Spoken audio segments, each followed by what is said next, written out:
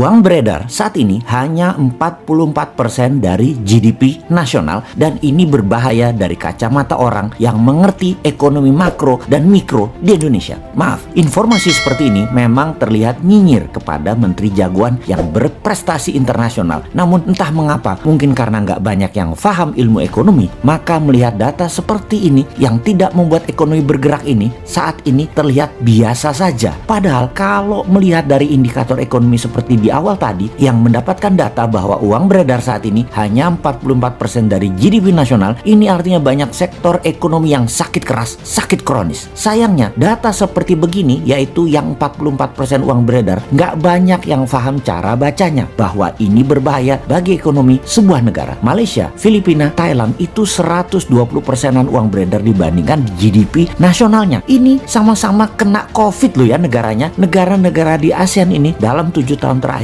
pertumbuhan ekonominya adalah 50%-an dibandingkan pejabat saat ini yang hanya bisa membuat 20% tumbuh dalam 7 tahun. Padahal niat dan janji sucinya dulu 50%-an tumbuhnya dalam 7 tahun, karena setiap tahun katanya ekonomi harus tumbuh 7%. Dan kalau semua itu tercapai, tumbuhnya 50%-an. Ini harusnya ya 50%-an dalam 7 tahun. Ternyata tidak tercapai, hanya 20%. Dan untuk menutupi kegagalan tersebut, maka strategi yang dilakukan oleh yang katanya jago ekonomi dan keuangan negara tersebut yaitu menggunakan FDI, Foreign Direct Investment. Oke, bolehlah strateginya. Sekedar mengingatkan, di mana nanti para new mind kalau berkuasa beda strateginya. Pakai DDI, Domestic Direct Investment. Pakai kekuatan kita sendiri dalam negeri, anak bangsa. Saat ini oleh old mind, anak bangsa, kekuatan sendiri tidak dipercaya. Bahkan 4L sering mengatakan Indonesia belum mampu, jadi perlu orang Tiongkok. Heran ya, kok anak bangsa diejek tapi oleh fansnya nggak ada yang mencela atau yang kecewa. Oh lupa, punya pasukan buzzer yang selalu meluruskan hal yang bengkok dengan narasi. Bener deh, sangat jelas kalau strategi sekarang adalah cinta asing. Karena itu dipilih investasi FDI. Sekali lagi, namanya juga keputusan orang populer. Semua dilakukan terlihat benar lah. Sampai suatu hari piring kalian kosong, nggak ada lauk yang bisa dimakan. Baru Anda akan percaya ada masalah bernegara ekonominya. Tapi kita ini warga negara yang baik. Kita oke, setuju FDI. Coba sekarang kita kalkulasi strategi FDI itu. Setelah kita hitung FDI dana masuk dibagi jumlah penduduk Indonesia, ternyata di Indonesia hanya dapat $100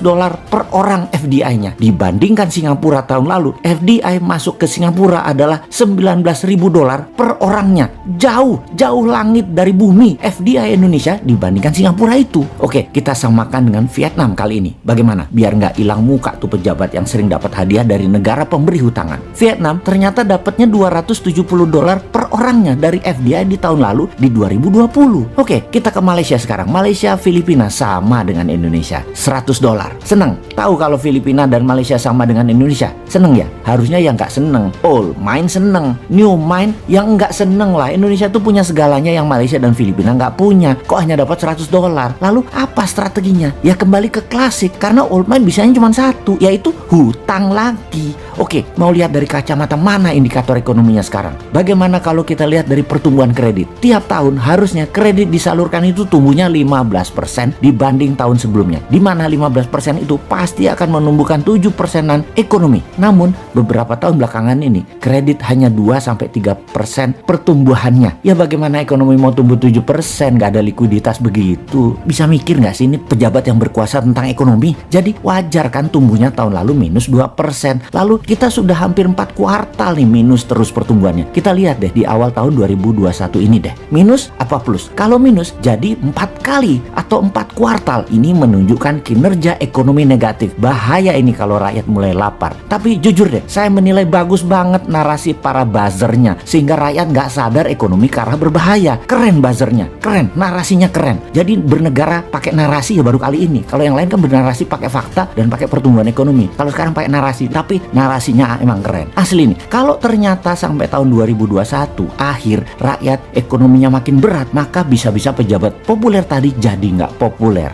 Dan jangan sampai nengok semua ke bosman karena semua yang dikatakan bosman terlihat benar. Tar dulu, nggak benar juga bosman ini semua analisanya benar. Namun kalau utak-atik hitungan ekonomi rasanya jarang meleset. Lalu kalau sekali lagi sampai akhir 2021 ekonomi Indonesia masih minus, apa saran untuk mengatasi hal ini? Maka kaum new mind akan berkata, gampang, tahun 2022 pemilu dipercepat aja, nggak usah nunggu 2024. Piejal, setuju?